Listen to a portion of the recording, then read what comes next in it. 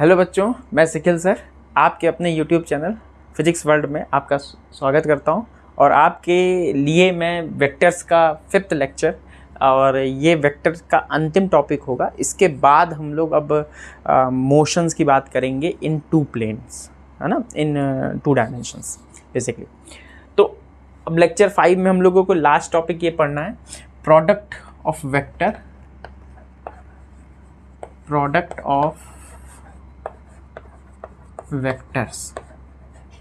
Product of vector का मतलब है कि वेक्टरों को जो मल्टीप्लाई करेंगे तो हम लोग किस तरह से मल्टीप्लाई करते हैं ये, क्योंकि हम लोग जानते हैं कि नॉर्मल जो नंबर्स का मल्टीप्लिकेशन से 2 × 3 होगा तो इक्वल टू 6 हो जाता है।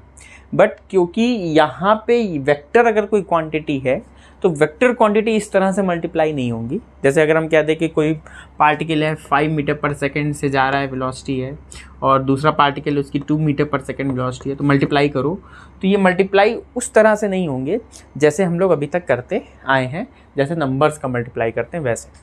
क्योंकि वेक्टर में डायरेक्शंस भी होती हैं, तो इसीलिए वेक्टर का जब मल्टीप्लाई करते हैं या प्रोडक्ट लेंगे हम लोग, तो प्रोडक्ट उनका 2 तरह से होता है।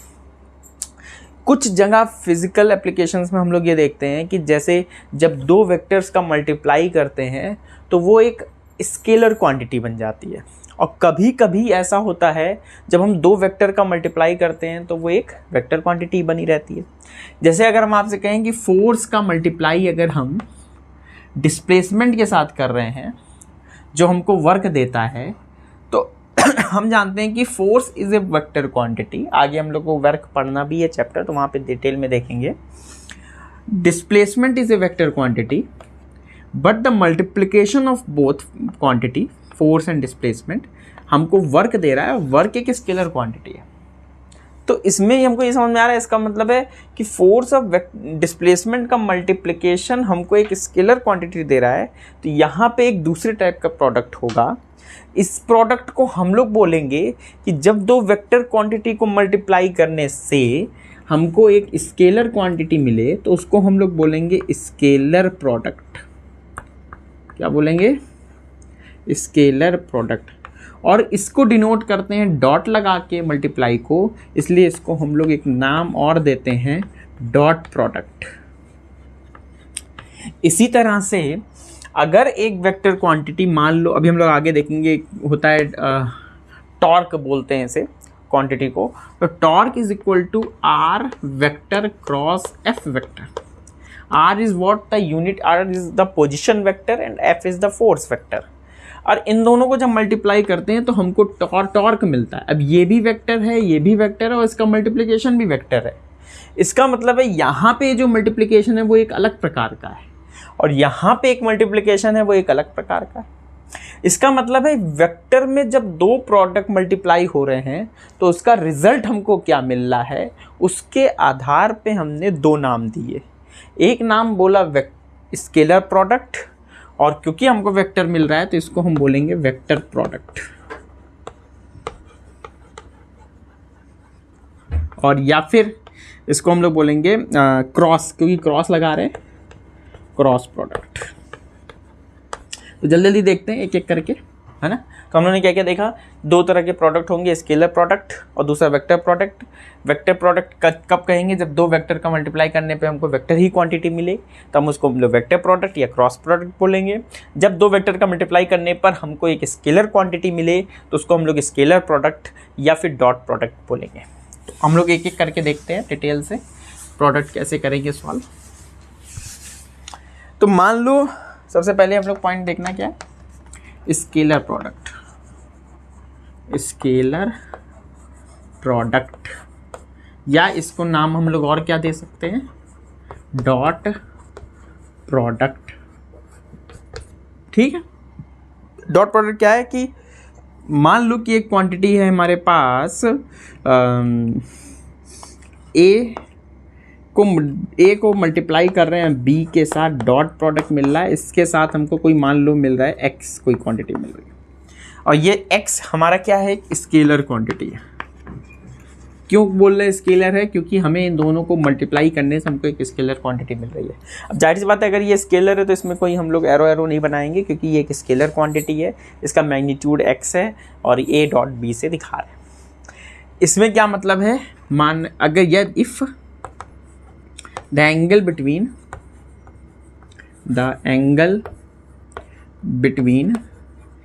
a and b is equal to मान लो थीटा है, तो डॉट प्रोडक्ट क्या है, मतलब मान लो अगर एक एंगल ये a वेक्टर है और एक वेक्टर ये b है, तो अगर हम इस दोनों के बीच का एंगल थीटा है तो इसका जो डॉट प्रोडक्ट होगा वो होगा x vector is equal x is equal to a vector dot b vector. जब इसको हम लोग ओपन करेंगे तो डॉट प्रोडक्ट जब ओपन होगा तो होगा a वेक्टर का मैग्नीट्यूड b वेक्टर का magnitude into cos theta. Magnitude क्यों लिख रहे हैं, क्योंकि हमें पता है कि अब ये नॉर्मल मल्टीप्लाई है, यहाँ पे कोई डॉट नहीं कोई क्रॉस नहीं, ये डॉट नहीं होगा यहाँ डॉट है, डॉट हटाएंगे जब तो ये इस तरह से हो जाएगा। डॉट प्रोडक्ट हटाएंगे तो a का मैग्नीट्यूड b का मैग्नीट्यूड और इंटू कॉस थीटा, a और b के बीच का जो एंगल होगा उसका कॉस हम लेंगे एक्चुअल में।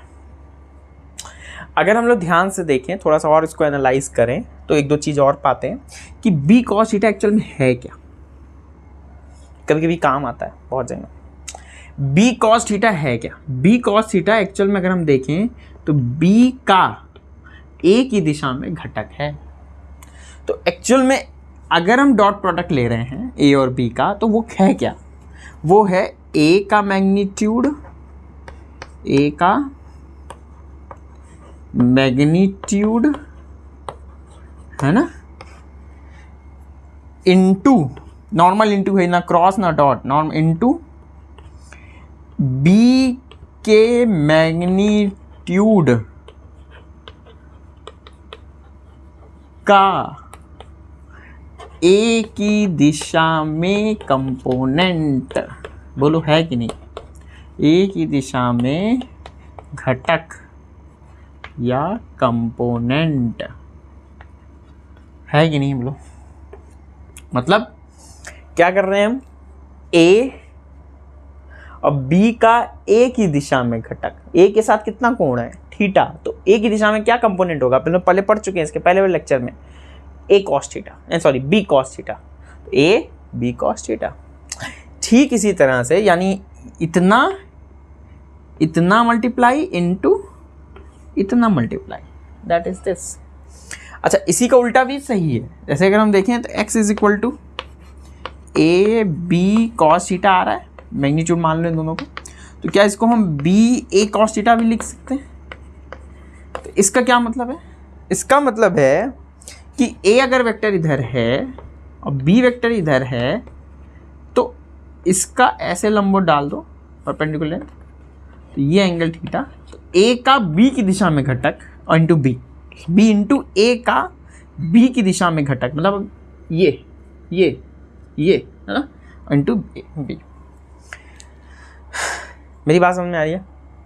घटक जब भी आपको डॉट प्रोडक्ट करना है तो डॉट प्रोडक्ट एक्चुअल में क्या है, दो वेक्टर का एक का गुणा और दूसरे का पहले की दिशा में घटक, बस सिंपल, दोनों का multiply normal into, and that is a dot b। ये बेसिक चीज़ क्लियर होगी तो वो आगे आपको बेसिक कॉन्सेप्ट अगर क्लियर है तो कभी कभी बहुत छोटे बड़े न्यूमेरिकल आसानी से सॉल्व हो जाते हैं। ठीक है, आगे बढ़े, चलो।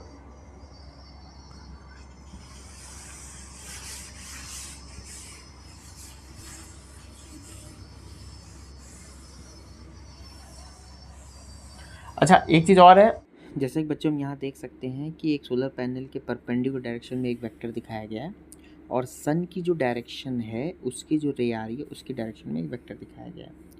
अब जितना ज़्यादा सन की एनर्जी उस पर गिरेगी उसका डॉट प्रोडक्ट सोलर पैनल के परपेंडिकुलर डायरेक्शन जितना होगा उतनी ज़्यादा एनर्जी उसको मिलेगी। अब जैसे जैसे सन उसकी तरफ आएगा सोलर पैनल के परपेंडिकुलर डायरेक्शन, उतना ज़्यादा डॉट प्रोडक्ट उसका एनर्जी का उस डायरेक्शन में होगा, उतनी ज़्यादा एनर्जी हमारे सोलर पैनल को मिलेगी। एक तरह से सोलर एनर्जी का जो वेक्टर है उस सोलर पैनल के वेक्टर के साथ डॉट प्रोडक्ट में जितना उस डायरेक्शन में होगा, यानी आप देखो जितना ज़्यादा एंगल कम होगा उतना ज़्यादा ए डॉट बी की वैल्यू अधिक होगी, उतनी ज़्यादा एनर्जी हमारे सोलर पैनल को मिलेगी। एक तरह से आप ये कह सकते हो सोलर एनर्जी का वेक्टर उसके साथ के डॉट प्रोडक्ट को शो करता है, उतनी ज़्यादा हमारा। जैसा कि हम यहाँ देख सकते हैं इसमें फोर्स और डिस्प्लेसमेंट एक दूसरे के बीच में थीटा एंगल है। अब फोर्स का जितना एंगल थीटा के साथ बनेगा, यानी फोर्स का डिस्प्लेसमेंट डायरेक्शन में जितना प्रोडक्ट होगा डॉट प्रोडक्ट, उतना ज़्यादा उस पर फोर्स, उतना ज़्यादा डिस्प्लेस, उतना ज़्यादा वर्क होगा, उतनी आसानी से बॉडी डिस्प्लेस होगी। अब आप देखोगे जैसे जैसे फोर्स डिस्प्लेसमेंट की तरफ बढ़ रहा है वैसे वैसे उसका वर्क बढ़ रहा है, तो बॉडी खिसकना शुरू हो रही है।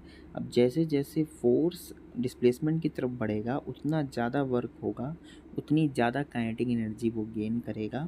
और ऐसे हम यहाँ साफ साफ देख सकते हैं फोर्स का डिस्प्लेसमेंट की डायरेक्शन में डॉट प्रोडक्ट हमको क्या देगा, हमको देगा वर्क डन।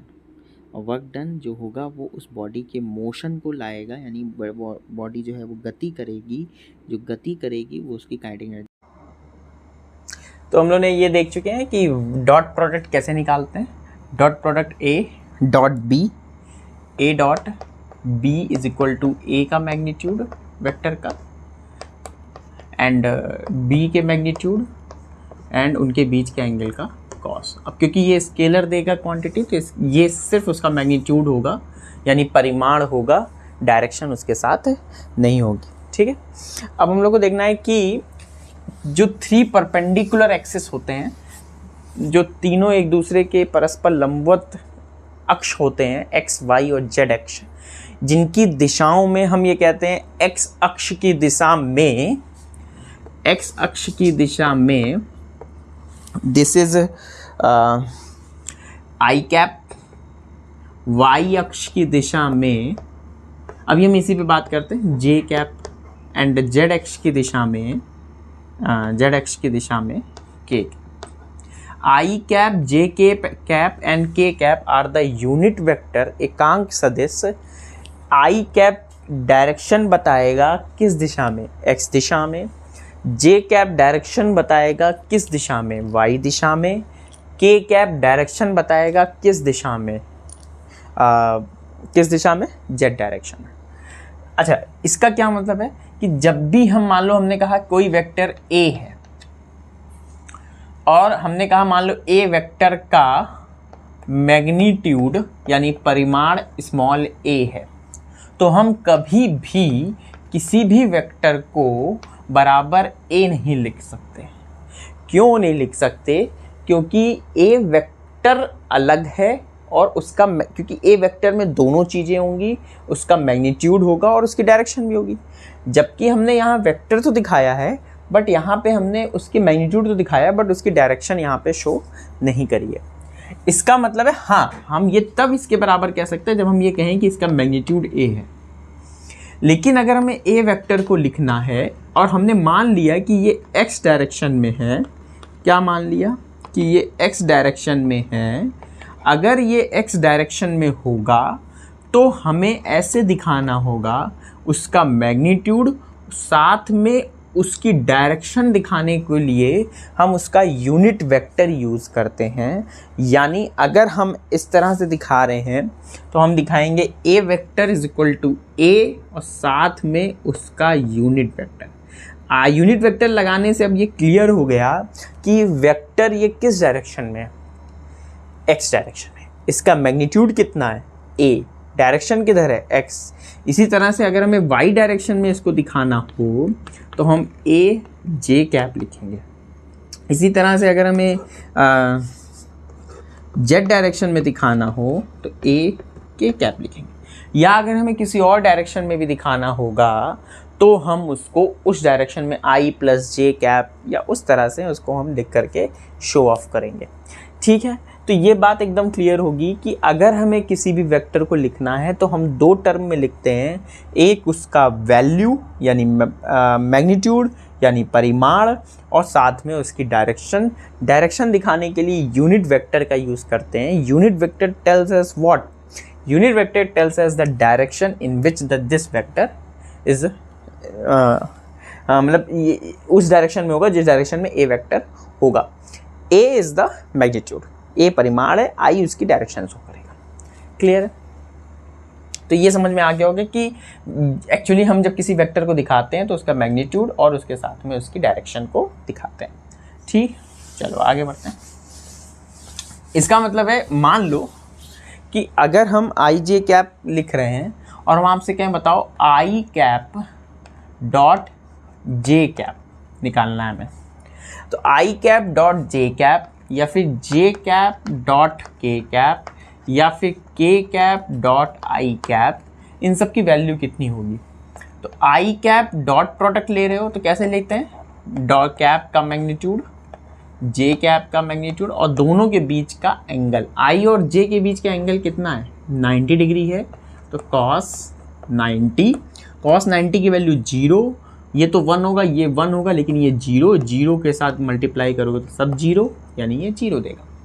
इसी तरह से इसको करोगे तो जे कैप के कैप का मैग्नीट्यूड इंटू कॉस 90, यहाँ भी देखोगे अगर तो जे और के कैप के बीच में कितना एंगल है? 90, क्योंकि के कैप इस डायरेक्शन में होता है, तो ये इसके साथ कितना एंगल बनाएगा? जेड डेट। के कैप इस डायरेक्शन में होगा तो इसके साथ कितना एंगल बनाएगा? 90, तो ये कॉस 90, कॉस 90 वैल्यू 0, तो ये 0। और इसको जब करेंगे तो के कैप का मैग्नीट्यूड, आई कैप का मैग्नीट्यूड कॉस 90, के और इसके बीच में भी कितना एंगल होगा? 90, कॉस 90 की वैल्यू भी 0, तो ये भी 0।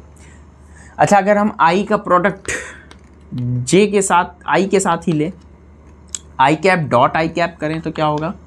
आई कैप का मैग्नीट्यूड, आई कैप का, आई के साथ डायरेक्शन क्या होगा? आई इधर ही है, दूसरा आई भी इधर ही है, तो सेम अगर डायरेक्शन में है तो आई डॉट आई के बीच में एंगल क्या होगा? एंगल होगा 0, तो दिस इज कॉस 0। कॉस 0 की वैल्यू बोलो 1, कॉस 0 की वैल्यू 1, इसकी वैल्यू 1, इसकी वैल्यू 1, तो ओवरऑल क्या होगा? 1।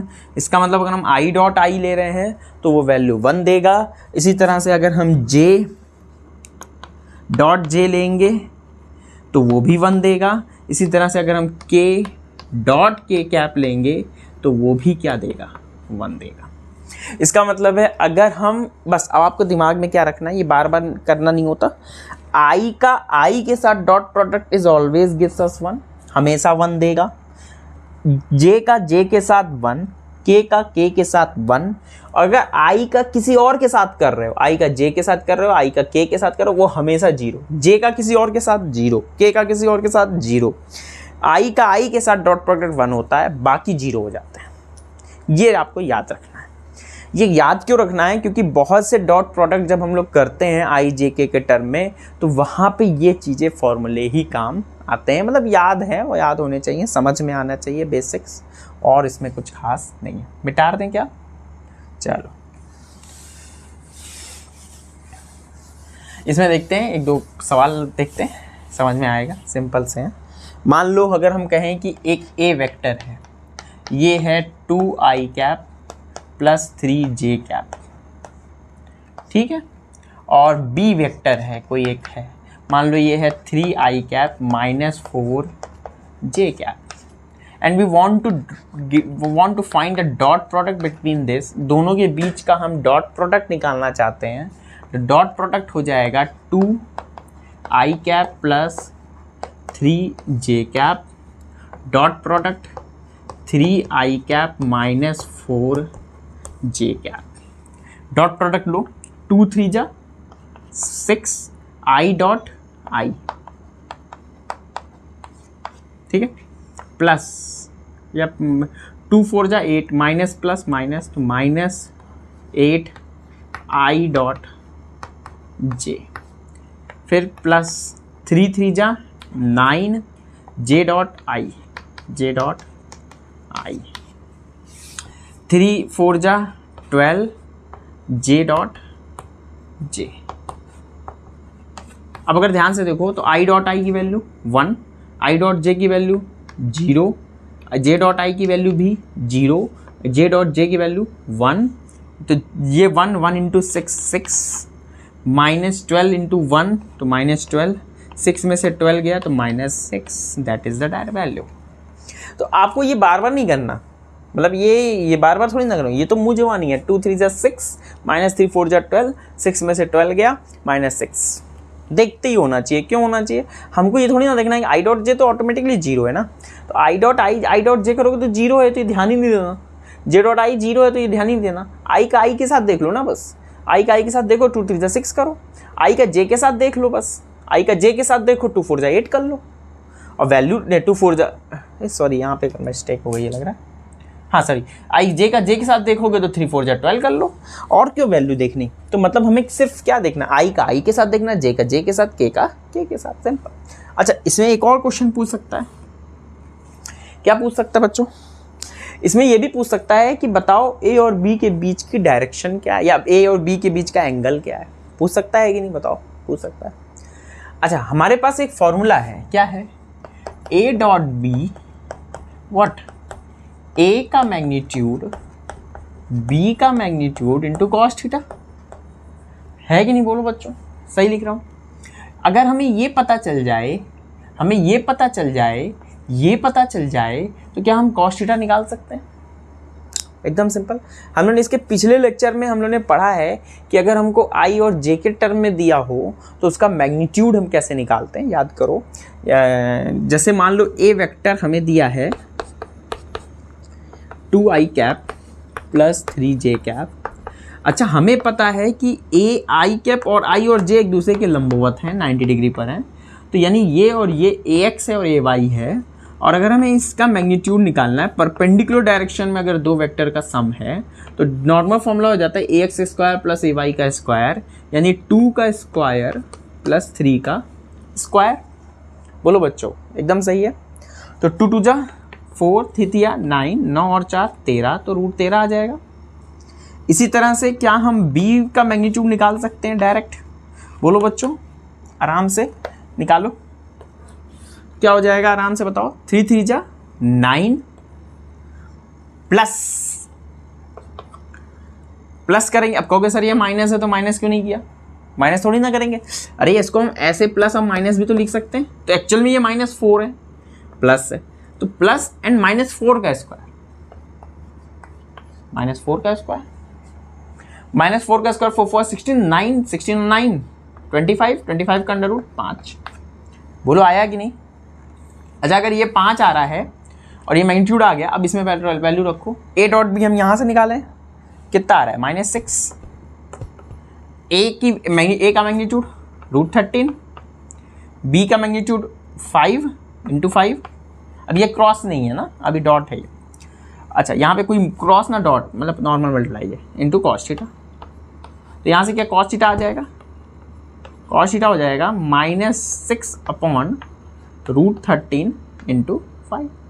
तो क्या यहाँ से हम इसकी वैल्यू देख करके क्या कॉस थीटा निकाल सकते हैं? निकाल सकते हैं। तो इस तरह से हम, अगर हमको ये दोनों वैल्यू दिया है तो हम डॉट प्रोडक्ट निकाल सकते हैं। हम ए और बी के बीच का एंगल, ये बहुत क्वेश्चन पूछता है ए और बी के बीच का एंगल, इसलिए आपको अच्छे से आना चाहिए।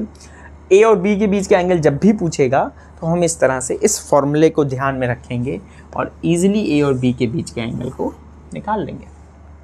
बोलो बच्चों, एकदम क्लियर है आपको? कोई कन्फ्यूज़न हो तो बिल्कुल डिस्कस कर सकते हो। और मैंने इसके पहले आपको ये भी बताया है कि कैसे इसका जो बेसिक एप्लीकेशन है in real life, how the dot product are using in the real life. हम लोग एक चैप्टर भी पढ़ते हैं, वर्क एनर्जी थ्योरम, है ना, फोर्स एंड वर्क कैसे काम करते हैं, हम लोग आगे डिस्कस भी करेंगे इसी वीडियो में, आगे लेक्चर्स में। वहाँ पे डॉट प्रोडक्ट देखते हैं, फोर्स एंड डिस्प्लेसमेंट, यानी बल और विस्थापन जब एक दूसरे के साथ मल्टीप्लाई होते हैं तो वो वर्क देते हैं, and work is transfer to the energy, kinetic energy, तो वो गतिज ऊर्जा में बदलते हैं। तो वहाँ पे डॉट प्रोडक्ट या अदिश गुणज हम वहाँ पे देखेंगे। डॉट प्रोडक्ट बहुत काम आने वाला है बच्चों। इसी तरह से अभी हम लोग क्रॉस प्रोडक्ट पढ़ेंगे, वो भी बहुत काम आने वाला है बच्चों। इसलिए मैं आपसे ये कह रहा हूँ कि ये डॉट प्रोडक्ट और क्रॉस प्रोडक्ट एकदम अच्छे से समझ लो, प्रैक्टिस कर लो, एकदम क्लियर कट दिमाग में होनी चाहिए। न्यूमेरिकल कैसे लगाने हैं वो होने चाहिए। कोई भी कन्फ्यूज़न हो तो आप एकदम आराम से कमेंट में लिखो, नो डाउट मैं आपको नेक्स्ट वीडियो में या उस कमेंट में ही आपको उसका आंसर करूँगा, जो भी हो सकेगा वो मैं करूँगा। बट आपको एकदम क्लियर कट दिमाग में होना चाहिए कि कैसे डॉट प्रोडक्ट निकालना है, कैसे क्रॉस प्रोडक्ट निकालना है। फिलहाल डॉट प्रोडक्ट एकदम क्लियर होगा, आई का आई के साथ देखना है, जे का जे के साथ देखना है, के का के के साथ देखना है। एक कहो तो फिर से सवाल लगवा दूँ, लेकिन सवाल कोई 100 लगाने से कोई बहुत ज़्यादा बेनिफिट नहीं, लेकिन फिर भी एक कर ही लेते हैं। मान लो एक वेक्टर है 2i cap -3 j cap +4 k cap. अभी मैं आपको दूंगा, समझ में आएगा। b वेक्टर है मान लो 6i cap -4 k cap +2 j cap. अब यहाँ पे बच्चों गलती करेंगे सब बच्चे की आई क्या है जे क्या है, कुछ नहीं देखना है यार, एकदम सिंपल है। बताओ डॉट प्रोडक्ट निकालना है हमको, तो क्या करना है, कुछ नहीं यार। आई का आई के साथ देखो ना, दुनियादारी को क्यों देख रहे हो, दुनियादारी क्यों देख रहे हो। आई का आई के साथ देखो 62 12 कर लो। जे का जे के साथ देखो, यहाँ तो के है ना, हमें तो जे का जे के साथ देखना। जे का जे, जे का जे, जे का जे, और 2 3 जा 6, जे का जे तो 1 ही होगा, तो 2 2 जा 6 -6 कर लो। के का के देख लो, 4 4 जा 16, माइनस प्लस माइनस तो -16, बस। 12 में से 6 गया, 12 में से 6 गया 6, 6 में से 16 गया -10। आंसर क्या है, क्या मैं ए और बी के बीच के एंगल निकाल लेंगे। ए का मैग्नीट्यूड निकाल लो, बी का मैग्नीट्यूड निकाल लो, और फिर इस फॉर्मूले में रख करके कॉस थीटा निकाल लो। तो क्या हम इससे 2 चीज़ें निकाल सकते हैं, डॉट प्रोडक्ट में निकाल सकते हैं और ए और बी के बीच का एंगल भी फाइंड कर सकते हैं। बोलो एकदम क्लियर है, क्या कोई कन्फ्यूज़न है? कोई नहीं। आई का आई के साथ देखो, जे का जे के साथ देखो, के का के साथ देखो। आई का आई 2 3 6 2 12, जे का जे 2 3 जा 6 -6, के का के 4 4 जा 16 -16। और सिंपल जोड़ घटाना करना है नॉर्मल। अब क्योंकि ये स्केलर क्वांटिटी है तो साथ में कोई डायरेक्शन नहीं आएगी, सिंपल मल्टीप्लाई डाल दें। चल सब नोट करना है आपको, कुछ छोड़ना नहीं है, क्योंकि फिर बाद में फिर वही कन्फ्यूजन क्रिएट होगा। चलो आगे देखें। अब हम लोग बात करते हैं बच्चों cross product. Dot product clear होगा, है ना। आगे जैसे जैसे यूजेस आएंगे वो हम लोग और डिस्कस करेंगे। फिलहाल क्रॉस प्रोडक्ट, क्रॉस प्रोडक्ट भी कहते हैं, या फिर इसको सदिश गुणज भी कहते हैं। हिंदी में क्या बोलते हैं? सदिश गुणज। और क्या बोल सकते हैं इसको? वेक्टर प्रोडक्ट इंग्लिश में क्या देते हैं। तो आप जो भी नाम बोलो आने चाहिए बस समझ में। दिस इज वेक्टर प्रोडक्ट, सदिश गुणज, क्रॉस प्रोडक्ट, जो भी नाम दे दो।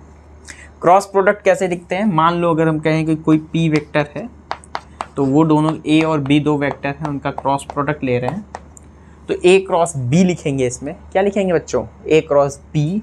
ये यहाँ पे क्रॉस है तो इसलिए इसका नाम क्रॉस प्रोडक्ट पड़ता है, ए क्रॉस बी। अगर इन दोनों वेक्टर का मल्टीप्लाई करने पे अगर हमको एक वेक्टर क्वांटिटी मिलती है तो उसे हम लोग तब क्रॉस प्रोडक्ट करते हैं। तो यहाँ पे हमको क्योंकि एक वेक्टर क्वांटिटी p दे रहा है, इसका मतलब p भी एक वेक्टर क्वांटिटी होगी। तो यहाँ पे इसको अगर हम ओपन करते हैं क्रॉस प्रोडक्ट को, तो a का मैग्नीट्यूड, मान लो अभी हम p का मैग्नीट्यूड लिखना चाह रहे हैं, बात को समझना, क्योंकि यहाँ पे p एक वेक्टर क्वांटिटी है तो हम यहाँ पे अभी उसका मैग्नीट्यूड लिखेंगे, a का मैग्नीट्यूड, b का मैग्नीट्यूड, और यहाँ बच्चों साइन आता है, ये ध्यान देना है आपको। बच्चे इसी में कंफ्यूज होंगे। हमें क्या दिमाग में रखना है कि जब क्रॉस प्रोडक्ट कर रहे हैं तो साइन लेंगे, और डॉट प्रोडक्ट कर रहे हैं तो क्या लेंगे? आप ऐसे भी याद कर सकते हो। कैसे याद करोगे? ठीक है चलो, साइन थीटा है, ए का मैग्नीट्यूड बी का मैग्नीट्यूड और into sine theta, that is this. अब बच्चों आपके दिमाग में ये आना चाहिए क्वेश्चन कि अगर p एक वेक्टर क्वांटिटी है, यहाँ पे तो हम मैग्नीट्यूड लिख रहे हैं, p अगर एक वेक्टर क्वांटिटी है तो इसकी डायरेक्शन क्या है? भाई अगर वेक्टर है तो मैग्नीट्यूड लिखने से काम थोड़ी ना चलेगा, हमें डायरेक्शन भी लिखना पड़ेगा ना। मान लिया लेट्स सपोज कि n कैप, अब n जैसे कैप लगाया आपके दिमाग में आ गया हाँ सर ये तो यूनिट वेक्टर है। क्या है ये? Unit vector. यूनिट वेक्टर क्या होता है? यूनिट वेक्टर वो वेक्टर होता है जिसका मैग्नीट्यूड 1 होता है। अच्छा ये तो क्लियर है। अच्छा ये n एक यूनिट वेक्टर है, लेकिन कैसा यूनिट वेक्टर है? यूनिट वेक्टर क्या बताता है? यूनिट वेक्टर हमको क्या बताता है? आई कैप क्या बताता है? x डायरेक्शन में। जे कैप क्या बताता है? y डायरेक्शन में। के कैप क्या बताता है? z direction. इस तरह से n कैप क्या बताएगा? n कैप p की डायरेक्शन बताएगा। मतलब n cap tells us what, n cap tells us the direction of A cross B vector. N cap is what, n cap unit vector and that what it tells us, the direction of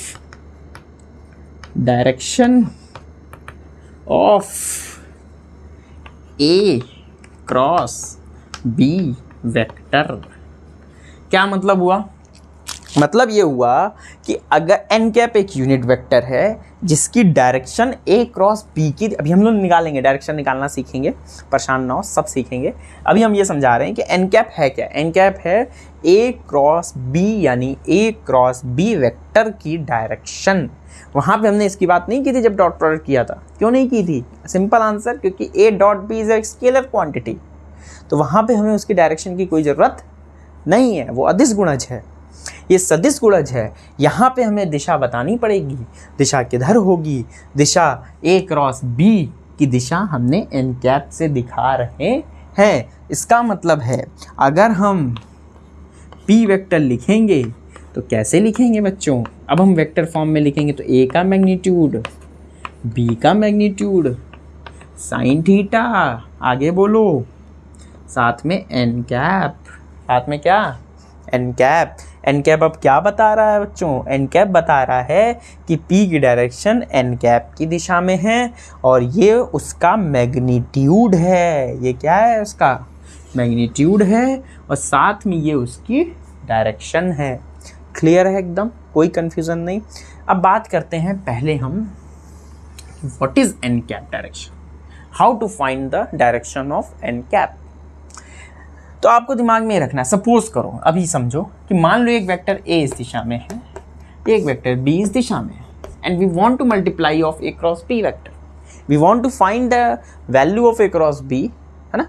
तो A cross B no doubt A B and sine theta, मतलब हम ये देख लें कि ए vector ये है, B vector ये है और दोनों के बीच का एंगल मान लो थीटा है, तो थीटा हम निकाल लेंगे. ए का मैग्नीट्यूड, ये लंबाई निकाल लो, ये लंबाई निकाल लो और उसका साइन थीटा लिख लो, तो ए बी साइन थीटा निकाल लोगे तो वैल्यू आ गया ए क्रॉस बी. लेकिन डायरेक्शन क्या होगी, तो अब ध्यान से समझो क्या हमें निकालना है, ए क्रॉस बी वेक्टर की डायरेक्शन ज्ञात करना. क्या ज्ञात करना, ए क्रॉस बी वेक्टर की डायरेक्शन ज्ञात करना.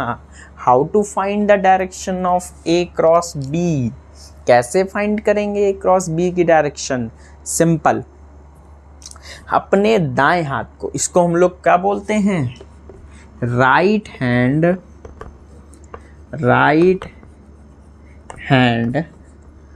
थंब रूल, दाएं हाथ की अंगूठे का नियम, दाएं हाथ के व्हाट, दाएं हाथ कौन सा है दोनों में, ये दाएं हाथ के अंगूठे का नियम. अंगूठे का नियम क्या कहता है कि आप अपनी उंगलियों को इस प्रकार से करो, कैसे करो कि ये इससे 90 डिग्री पर हो, पहली चीज, और इन चारों उंगलियों को ए से बी की तरफ मोड़ना है. किधर मोड़ना है बच्चों, ए से बी की तरफ. अगर आप मोड़ो तो देखो ये ए इधर गया और बी किधर जा रहा है, देखो बी किधर है, ध्यान से समझना एकदम, पूरा ध्यान लगा के. ये बी है और ये ए है, तो ए इधर जा रहा है, बी इधर जा रहा है, तो हाथ को ऐसे मोड़ोगे, ऐसे. अंगूठा किधर है, बोल्ड से लंबवत, बोल्ड के परपेंडिकुलर, आपकी ओर है कि नहीं है, परपेंडिकुलर आपकी ओर. तो यानी ए क्रॉस बी की दिशा इधर होगी, इधर होगी. अगर हम डॉट से दिखा रहे हैं या क्रॉस से दिखा रहे हैं तो क्रॉस का मतलब है इससे बाहर की ओर होगी. मान लो क्रॉस से दिखा रहे हैं यानी बोल्ड के परपेंडिकुलर बाहर, तो एन कैप की डायरेक्शन यहाँ पे अगर पूछता तो क्या होगी, इससे बाहर की ओर. ठीक है बच्चों, समझ में आ रहा है. अब जैसे मान लो कि, बताओ जल्दी जल्दी, मान लो ए इस दिशा में और बी इस दिशा में, ध्यान से देखो, ए इस दिशा में, बी इस दिशा में, ऐसे है. तो अब कैसे मोड़ना हाथ को, ए बी, ये तो ये एन कैप की डायरेक्शन। एन कैप क्या बताएगा? ए क्रॉस बी की दिशा। फिर से मान लो हमने पेन ऐसे कर ली, मान लो हमने ऐसे पलट दिया आप, और मैंने ऐसे मान लो ऐसे रख ली, सपोज करो है। अब मान लो ये ए है, ये बी है, तो हाथ को कैसे मोड़ना है? ए बी, ए बी, अंगूठा बोर्ड से लंबवत अंदर की ओर। फिर से ए बी, ए से सब लोग करेंगे, जो वीडियो देख रहे हैं वो सब मतलब देखते देखते प्रैक्टिस भी करें, हाथ को ऐसे मोड़ के ना बैठे रहें। सभी बच्चे प्रैक्टिस भी करें हाथ को मोड़ने की, जैसे जैसे बताया जा रहा है। पेन ले लो हाथ में या जो भी कर लो।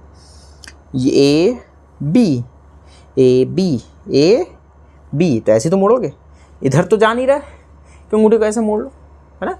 ऐसे अब देखोगे सर ऐसे मोड़ दे, तो ऐसे करके ऐसे तोड़ दोगे क्या उंगली? भाई ऐसे तो ले जाओगे ना, ऐसे ही तो मुड़ेगा। ए बी, तो अंगूठा इधर, तो अंगूठा किधर है? अंदर की ओर। इसका मतलब है आपको करना क्या है? सिंपल, हाथ को ए से बी की ओर मोड़ना है। हाथ को किधर मोड़ना है बच्चों? ए से बी की ओर मोड़ना है, और अंगूठे की जो डायरेक्शन होगी वो हमको, जो मैं बोल रहा हूँ ऐसे लिख लो। क्या वो लिखना है? सुन लो। राइट हैंड थंब रूल के अनुसार ए क्रॉस बी की दिशा ज्ञात करने के लिए हम अपने दाएं हाथ को यानी राइट हैंड को चारों उंगलियों को ए से बी की तरफ मोड़ते हैं। ए से बी की तरफ मोड़ते हैं तो अंगूठा, जो कि इन चारों उंगलियों के लंबवत था, तो अंगूठे की जो दिशा होगी वो किसकी दिशा होगी? ए क्रॉस बी वेक्टर की दिशा होगी। सब लोग लिख लिए? चलो, तो समझ में आ रहा है? आप लोग ट्राई कर लो। अपने हाथ को ए से बी की तरफ मोड़ना है, तो जिधर अंगूठा होगा वही ए क्रॉस बी। बहुत काम आने वाला है बच्चों। अभी हम लोग बहुत चीज़ें पढ़ेंगे, टॉर्क पढ़ेंगे। जैसे मान लो हम ऐसे, है ना, ये मान लो यहाँ पे ऐसे कुछ है ना, मान लो रिंच से कस रहे हैं ऐसे, मान लो यहाँ पे कुछ पेच है, ऐसे कस रहे हैं, ये ऐसे कस रहे हैं, तो कस रहे हैं तो क्या हो रहा है? अच्छा, ये देखना पड़ेगा टॉर्क किधर लग रहा है। तो फोर्स इधर लगा रहे हैं, फोर्स ये, और आर की दिशा ये, आर क्रॉस एफ निकालना होता है। तो this is the direction of torque, तभी वो ऐसे करके कसेगा। ठीक है, तो इस तरह से हम उसकी डायरेक्शन फाइंड करेंगे। क्लियर है? अच्छा, चलो आगे देखते हैं। तो एकदम क्लियर होगा ये कॉन्सेप्ट। अच्छा, अब हम लोग देख लेते हैं कि क्रॉस प्रोडक्ट की डायरेक्शन निकालना हमने सीख लिया। हाथ को कैसे मोड़ते हैं राइट हैंड थंब रूल के अनुसार। हमने फॉर्मूला देख लिया कि मैग्नीट्यूड कैसे निकालते हैं। डॉट प्रोडक्ट, क्योंकि क्रॉस प्रोडक्ट है तो उसके मैग्नीट्यूड डायरेक्शन भी होगी, डायरेक्शन निकालना भी सीख लिया। तो आगे बढ़े। अब हम लोग ये देखेंगे कि अच्छा ठीक है, फॉर्मूला है तो आप न्यूमेरिकल भी लगा ही लोगे, लेकिन अगर मान लो फॉर्मूला फिर से वही आई जे, पहले हम लोग देख लेते हैं आई क्रॉस आई या जे क्रॉस जे या फिर के क्रॉस के, फिर आई क्रॉस जे, जे क्रॉस आई, के क्रॉस जे, ये जो भी पूछ ले, जे क्रॉस के पूछ ले, जो भी है। तो डायरेक्शन कैसे निकालेंगे?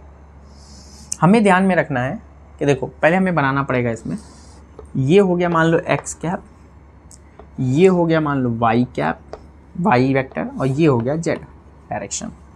तो जाहिर सी बात है कि इधर हो जाएगा आई कैप, इधर हो जाएगा जे कैप, और इसके परपेंडिकुलर हो जाएगा के कैप। मान लो ये पेन है, ये जे के डायरेक्शन में, ठीक है, ध्यान से समझेंगे। आई डॉट आई जब ले रहे हैं, आई क्रॉस आई ले रहे हैं, तो आई का आई की डायरेक्शन में देख रहे हैं, तो कैसे लिखोगे बच्चों? आई का मैग्नीट्यूड इंटू साइन, कितना एंगल होगा बोलो? आई का आई के साथ ले रहे हैं तो 0, साथ में एन कैप डायरेक्शन दिखाएंगे, बट यहाँ पे 0 वेक्टर होगा, क्योंकि साइन 0 की वैल्यू 0, तो ये 0, इसी तरह से ये भी 0, इसी तरह से ये 0, ये 0 वेक्टर हैं। 0 वेक्टर ये वी क्योंकि वेक्टर क्वांटिटी देंगे तो जीरो वेक्टर होगा। वेक्टर जीरो भी एक वेक्टर होता है, यानी पॉइंट जिसकी कोई लेंथ ना हो, एकदम पॉइंट ऑब्जेक्ट। तो हम कहेंगे ये जीरो वेक्टर को शो कर रहा है। किसको शो कर रहा है? Zero vector. जीरो वेक्टर क्या है? जीरो वेक्टर की जो डायरेक्शन होगी वो सभी डायरेक्शन में होगा। पॉइंट अगर ऑब्जेक्ट सभी डायरेक्शन में, तो हम कहेंगे वो वेक्टर है, क्योंकि वेक्टर डायरेक्शन होगा तो डायरेक्शन किधर होगा? सभी डायरेक्शन। और जीरो क्यों कह रहे हैं? क्योंकि इसका जो लेंथ है या जो मैग्नीट्यूड है वो जीरो है। ठीक है, तो ये जीरो जीरो जीरो। अच्छा, यहाँ पे आई क्रॉस जे जब निकालेंगे तो आई का मैग्नीट्यूड, जे का magnitude into into into into sine what? I का जे के साथ 90। साइन 90 की वैल्यू बोलो बच्चों, 1। साइन 90 की वैल्यू 1। अच्छा 1 हो गया आई के। अच्छा यहाँ पे अभी ये पूरा नहीं हुआ क्योंकि हमें डायरेक्शन भी देखनी पड़ेगी। ये तो वैल्यू है ना, मैग्नीट्यूड क्या है, डायरेक्शन क्या है। तो आई से जे की तरफ हाथ को मोड़ो तो अंगूठे की जो डायरेक्शन होगी वो किसकी डायरेक्शन देगा? आई से जे, आई क्रॉस जे कर रहे हो ना, तो आई से जे की तरफ मोड़ो तो अंगूठे की डायरेक्शन किधर दे रहा है? बोर्ड से लंबवत बाहर की ओर। और इधर ही के क्या, इधर ही जेड डायरेक्शन है, तो क्या हम जेड डायरेक्शन में जा रहे हैं? तो इसका मतलब हमें क्या लिखना चाहिए वहाँ पे? के कैप। तो यानी दिस इनटू के कैप, ये मैग्नीट्यूड हो गया और ये उसकी डायरेक्शन हो गई। इसकी वैल्यू 1, इसकी वैल्यू 1, इसकी वैल्यू 1 और साथ में के कैप। तो यहाँ के कैप लिखोगे। अच्छा यहाँ पे क्या लिखोगे? जे का मैग्नीट्यूड, आई का मैग्नीट्यूड इंटू साइन 90। अच्छा जे क्रॉस आई कर रहे हो, देखो ध्यान से, जे क्रॉस आई, जे इधर। अच्छा जे क्रॉस आई लिख दिया है, ठीक है, करते ही हैं। जे इधर, आई इधर, ये अब अंदर है बोर्ड के, तो अगर के इधर की तरफ है माइनस के होगा ना अंदर की ओर, तो यहाँ पे क्या लिखोगे बच्चों? माइनस के क्या। तो यहाँ पे ये वैल्यू 1, तो ये आ जाएगा माइनस के क्या। इसी तरह से यहाँ पे क्या लिखोगे? के का मैग्नीट्यूड, जे का मैग्नीट्यूड और साथ में साइन 90। के और जे के बीच में भी 90 डिग्री है। और के क्रॉस जे, देखो के इधर और जे इधर है, जे सॉरी के क्रॉस जे ना, तो के इधर, के इधर है, के तो इधर है ना, के तो इधर है, के इधर और जे इधर ऊपर, के क्रॉस जे। तो हाथ किधर जा रहा है? वो अंगूठा उधर जा रहा है कि नहीं? अच्छा इधर जा रहा है और एक्स डायरेक्शन हमारी इधर है, तो जे तो ये तो इधर जा रहा है ना, उसके अपोजिट जा रहा है। तो इसको क्या लिखोगे बोलो? माइनस आई लिखेंगे क्या? हाँ माइनस आई। तो यहाँ पे क्या हो जाएगा? माइनस आई। तो इस तरह से ये 1 ये 1 ये 1, तो ये इसको क्या लिखोगे? माइनस आई क्या। तो इसका मतलब है कभी आई, अब कंफ्यूजन एकदम बच्चों को, इसके कभी माइनस हो जा रहा है, कभी प्लस हो जा रहा है, कभी के हो जा रहा है, कभी आई हो जा रहा है, कभी जे हो जा रहा है। सर ये बहुत कंफ्यूजन है, ये बार बार आप कैसे करेंगे इतना सारा। तो हमने एक ट्रिक बनाया। हमने क्या मतलब, ये कॉमन ट्रिक चलता है, एक सर्कल बना लो। क्या बना लो? सर्कल।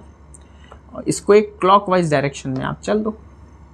इधर लिख लो आई, इधर लिख लो जे, इधर लिख लो के क्या। जब भी जो भी प्रोडक्ट लेना हो, अगर क्लॉकवाइज चल रहे हो तो प्लस में, और अगर एंटी क्लॉक जाना पड़ रहा है उस पॉइंट पे जाने के लिए तो माइनस में। जैसे इसमें देखो आई क्रॉस जे करना था, तो आई के बाद जे तो तुरंत यही आएगा ना। अब ये कहते सर ये भी तो आई जे आ सकता है, लेकिन बीच में क्या आ जा रहा है तो गड़बड़ हो जाएगा, समझ लो, बीच में और कुछ नहीं आना चाहिए। तो आई क्रॉस जे, तो बाद उसके बाद वाले में क्या आया? के, क्योंकि क्लॉकवाइज डायरेक्शन में ही आ जा रहा है इसलिए प्लस आ रहा है। वही जब हम जे क्रॉस आई कर रहे हैं, अब देखो सर जे क्रॉस आई तो ऐसे करेंगे ना, नहीं कैसे करोगे भैया जे क्रॉस आई? जे क्रॉस इधर लगोगे के बीच में आ जाएगा, नहीं। तो जे क्रॉस आई जाने के लिए उल्टा जाना पड़ेगा, कि नहीं जे क्रॉस आई जाए। तो जे क्रॉस आई जब जाओगे तब आ रहा है ना कि, इसका मतलब उल्टा जा रहे हो ना, तो उल्टा जा रहे हो तो इसलिए माइनस के। अच्छा के क्रॉस जे देख लो, के तो क्या उल्टा जाना पड़ रहा है फिर से के क्रॉस जे आने के लिए। उसके बाद क्या आ रहा है? आई, तो यानी के क्रॉस जे के बाद आई, और क्योंकि उल्टा जाना पड़ रहा है तो माइनस आई क्या। समझ में आया? तो ये साइकिल ध्यान रखेंगे, आगे हम अभी इसी का यूज़ करेंगे। आई के बाद जे के बाद के अगर आ रहा है तो आई क्रॉस जे हमको के दे देगा अगर क्लॉकवाइज जाने पे आ रहा है। अगर ऐसा करने के लिए हमें एंटी क्लॉक चलना पड़ रहा है तो हम उसको माइनस में लिखेंगे। जैसे यहाँ पे आई क्रॉस जे किया तो हमको बाद में के मिला तो हमने के लिख दिया। फिर इसी तरह से अब जे क्रॉस आई करोगे तो ऐसे नहीं जा सकते क्योंकि बीच में फिर आ जाएगा के, तो हम ये नहीं कर सकते, हमें उल्टा ही चलना पड़ेगा। तो जे क्रॉस आई किया तो हमको तब के मिल रहा है, तो उल्टा चलने पे मिल रहा है, इसलिए माइनस के कर दिया। तो ये ट्रिक याद होगा तो आपको ये करने की ज़रूरत नहीं होगी। बस हमको ये ध्यान में रखना है कि आई का आई के साथ जब क्रॉस करेंगे तो जीरो लिखेंगे। आई का और बाकियों के साथ हो सकता है लेकिन आई का खुद के साथ हमेशा जीरो। ये क्रॉस डॉट में एकदम उल्टा होता है। आई का आई के साथ डॉट 1 होता था, बाकियों के साथ जीरो हो जाता था। यहाँ पे उल्टा, आई का खुद के साथ जीरो होगा, बाकियों के साथ हो जाएगा। वो कैसे होगा? आई क्रॉस जे है तो के, आई जे क्रॉस आई है तो माइनस के। अच्छा, अगर आपसे पूछा जाए बताओ आई जे क्या आएगा, आई क्रॉस जे नहीं आई क्रॉस के क्या आएगा? तो देखो आई क्रॉस के उल्टा चलने पे आ रहा है जे, तो माइनस जे। अगर यही के क्रॉस आई होता तो के क्रॉस आई, देखो ऐसे चलना पड़ता आई के लिए, के क्रॉस आई जाने के लिए, तो ये सीधा चलने पे आ जा रहा है तो प्लस जे हो जाता। आया कि नहीं? एकदम क्लियर कट होगा, हमें लगता है इसमें कोई कन्फ्यूज़न होगा आपको। चलो आगे बढ़ते हैं। तो अब फिर से सवाल पे आते हैं। सवाल क्या था हमारा? a is equal to 2i cap plus 3j cap minus k cap. b vector मान लो 3i cap minus 4j cap minus 3k cap. मान लो हमें इसको सॉल्व करना है, a क्रॉस b निकालना है। क्या निकालना है? a cross b। तो a लिख लो 2i plus 3j minus k cap, cross product 3i minus 4j minus 3k cap. ठीक है, करो मल्टीप्लाई करो। 2, अब देखो एक एक क्रॉस प्रोडक्ट करना है, ध्यान रखना है। 2 3 जा 6 आई क्रॉस, अब ये लिखना नहीं जाता लेकिन चलो करते हैं, थोड़ा बड़ा होगा कैलकुलेशन। 2 4 जा 8 माइनस 8 आई क्रॉस जे। 2 माइनस 2 3 जा 6 आई क्रॉस के। आगे ऐसे ही बढ़ते हैं। 3 3 जा 9 जे क्रॉस आई। 3 4 जा 12 माइनस 12 होगा ना, हाँ माइनस 12 जे क्रॉस जे। अभी जल्दी से मेथड भी बताएंगे, जे क्रॉस जे। और 3 3 जा 9 माइनस 9 जे क्रॉस के। फिर माइनस 3 के क्रॉस आई। ध्यान रखना है जो पहले होगा वही लिखना है, के क्रॉस आई क्रॉस के मत लिख देना, जो पहले होगा वही लिखना है, यही मेन इंपॉर्टेंट पॉइंट है। माइनस माइनस प्लस 4 के क्रॉस जे। फिर माइनस माइनस प्लस 3 के क्रॉस के। बोलो इतना समझ में आ गया? चलो करते हैं कैलकुलेशन। आई क्रॉस आई 0, तो छोड़ दो इसको। अब यहाँ पे फिर वही सर्कल ध्यान रखेंगे, क्या बताया था अभी, आई जे के। क्लॉकवाइज चलोगे तो प्लस में, एंटी क्लॉक चलोगे, उल्टा चलोगे, क्लॉक घड़ी की उल्टी दिशा में चलोगे तो माइनस में करोगे। चलो आई क्रॉस जे, आई के बाद जे क्रॉस के, तो के आएगा प्लस में आएगा, माइनस पहले से लगा हुआ है, माइनस 8 के कैप। आई क्रॉस के तो उल्टा चलना पड़ा आई के क्रॉस के, तो आई क्रॉस के हमको माइनस जे देगा और माइनस पहले से लगा है तो माइनस माइनस प्लस 6 जे कैप। जे क्रॉस आई उल्टा चलना पड़ रहा है तब के आ रहा है, प्लस प्लस माइनस कर दो, या अगर लिखना चाहते हो तो प्लस 9 माइनस के कैप। हाँ, J dot J 0, J dot cross के, जे क्रॉस के देखो क्लॉकवाइज चल रहे हो तो आई प्लस में आएगा -9 आई कैप। के क्रॉस आई, के क्रॉस आई देखो फिर से क्लॉक चल रहे हो तो जे आएगा प्लस में आएगा -3 जे कैप। फिर बोलो के क्रॉस जे, के क्रॉस जे देखो उल्टा चलना पड़ रहा है तब ये आई आ रहा है, तो के क्रॉस जे यानी +4 माइनस आई कैप, बाकी ये तो 0 हो जाएगा, के क्रॉस से 0 हो जाएगा, के क्रॉस के, तो ये आ गया।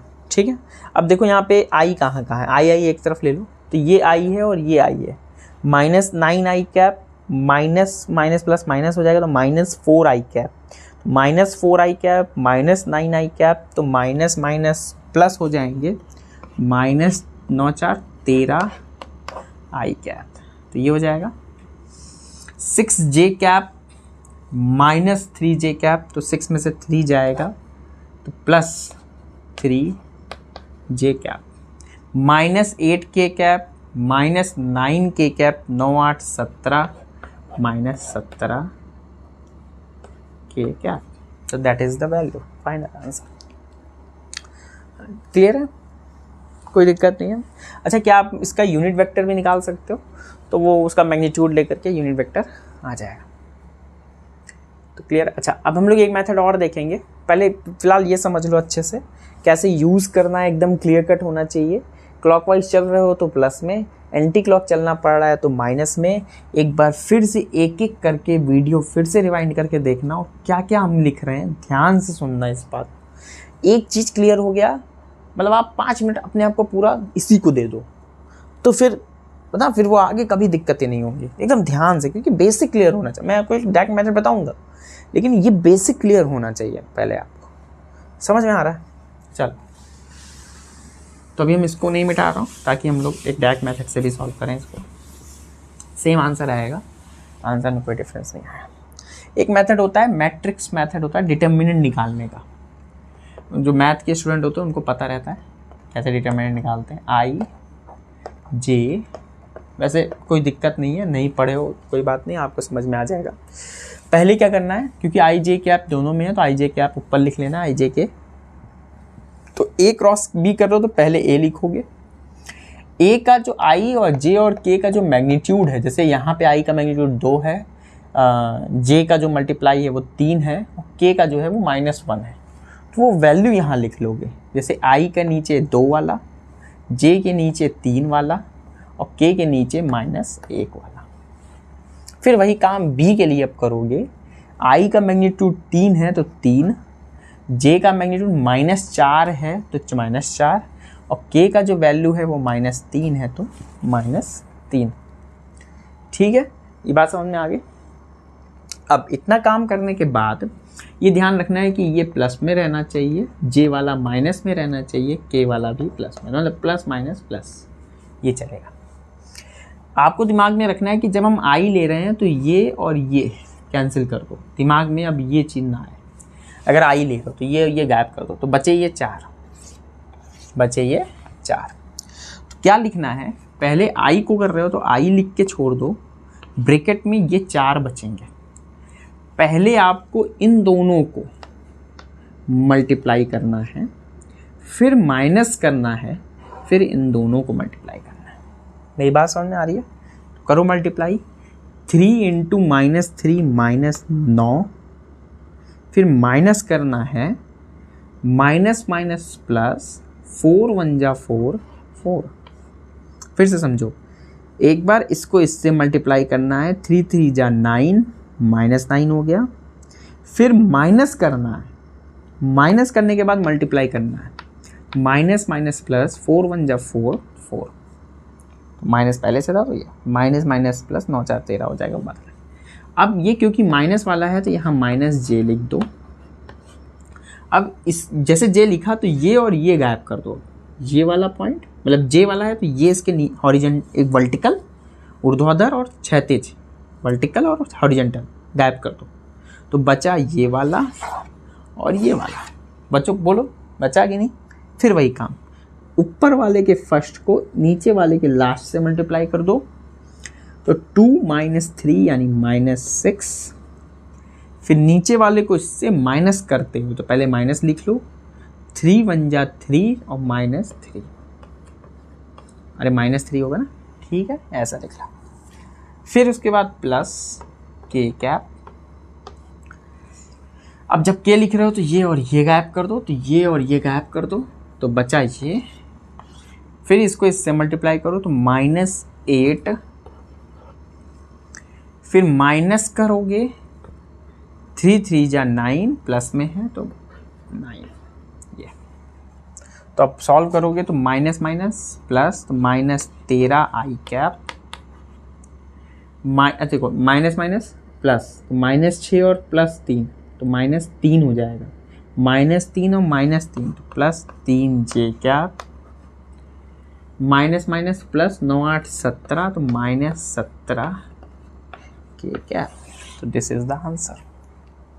सिंपल मेथड है, कोई बहुत बड़ी हमने गणित नहीं बता दिया आपको, नॉर्मल तरीका है। जब भी आप दो वेक्टर का क्रॉस प्रोडक्ट लोगे तो पहले i j k यहाँ लिख लो, फिर a क्रॉस b कर रहे हो तब ऊपर a लिखोगे, नीचे b लिखोगे। अगर b क्रॉस a करते तो ऊपर b लिखते, नीचे a लिखते। बात समझ में आ रही है? तो ये चीज़ है। तो अब यहाँ पे अगर हम ये लिख रहे हैं तो यहाँ पे a का मैग्नीट्यूड, i का मैग्नीट्यूड 2, j का मैग्नीट्यूड 3, k का तो k के नीचे, और फिर b के साथ 3, -4 -3। पहले जब i कर रहे हो तो i रहने दो, ये दोनों मल्टीप्लाई माइनस करके ऐसे करके करना है। एक बार रिवाइंड करके देख लेना, अच्छे समझाया है, कोई दिक्कत नहीं आएगी, क्लियर कट होगी पिक्चर। और भी कई चीज़ें बतानी है अभी आपको, ठीक है, वैसे इतना क्लियर होगा आपको। तो हम लोग ने इस लेक्चर में क्या क्या सीखा कि कैसे हम डॉट प्रोडक्ट लेंगे, डॉट प्रोडक्ट का कुछ फिजिकल एप्लीकेशंस देखा, फिर डॉट प्रोडक्ट पे कैसे न्यूमेरिकल सॉल्व कर सकते हैं, कैसे डॉट प्रोडक्ट की हेल्प से दो वेक्टरों के बीच का एंगल फाइंड कर सकते हैं, i.i, j.j, i.k, i.i, j.j, i.j, j.i, इन सब की वैल्यू क्या लिखोगे, उससे बेस्ड न्यूमेरिकल कैसे सॉल्व करोगे। फिर हमने क्रॉस प्रोडक्ट देखा, क्रॉस प्रोडक्ट क्या देता है, वेक्टर क्वांटिटी। फिर उसकी डायरेक्शन निकालना सीखा, उसकी डायरेक्शन निकालने के बाद हमने i cross j, j cross i cross i, इन सब की वैल्यू देखा। i क्रॉस i क्यों 0 होता है ये समझा, i क्रॉस j और j क्रॉस i में क्या डिफरेंस है। जैसे मैं आपसे कहूँ, एक बार समझाने के लिए फिर से बोल रहा हूँ, मान लो i क्रॉस j कहूँ तो वो क्या देगा, k। तो j क्रॉस i कहूँ तो वो माइनस k देगा। देखो i क्रॉस j कहूँ तो k देगा, अब j क्रॉस i कहूँ तो उल्टा चलेगा ना, तो माइनस k देगा। तो क्योंकि अगर i j इधर है तो वो इधर दे रहा है, लेकिन अगर j i करेंगे तो हाथ को ऐसे मोड़ोगे ना तो वो अंदर देगा। तो यानी i cross j gives this direction और j cross i gives this direction, तो both are opposite. So i cross j is not equal to j cross i because the magnitude is are same. i cross j is equal to the j cross i, मतलब same है magnitude परिमाण के term में, लेकिन direction में opposite है। ठीक है, तो ये ध्यान रखना, बाकी हर एक चीज़ क्लियर होगा, कोई कन्फ्यूज़न नहीं होगी। कोई भी आपको बाकी कोई कन्फ्यूजन रहती है तो कृपया करके आप प्लीज़ कमेंट में लिखिए, बेझिझक लिखिए, जो भी लिख सकते हैं लिखिए, जो भी हमसे पूछना चाहते हैं पूछिए, कमेंट में आपका उत्तर दिया जाएगा एकदम स्पष्ट रूप से। कोई भी कन्फ्यूज़न होगी वो क्लियर किया जाएगा, किसी भी टॉपिक पे एक्स्ट्रा बात करनी होगी वो किया जाएगा। बाकी आप और भी बच्चों तक इस वीडियो को पहुंचाने के लिए कृपया करके और बच्चों के साथ इसको शेयर करिए, कोई भी बच्चों के साथ इसको डिस्कस करिए। अच्छा लग रहा है वीडियो तो कृपया करके सब्सक्राइब करिए, लाइक करिए, और जिससे मेरा भी मोटिवेशन बना रहे और हम आपके लिए और अच्छे वीडियोस और बेहतर तरीके से ला सकें और कुछ अच्छा काम हम लोग कर सकें। Okay, bye.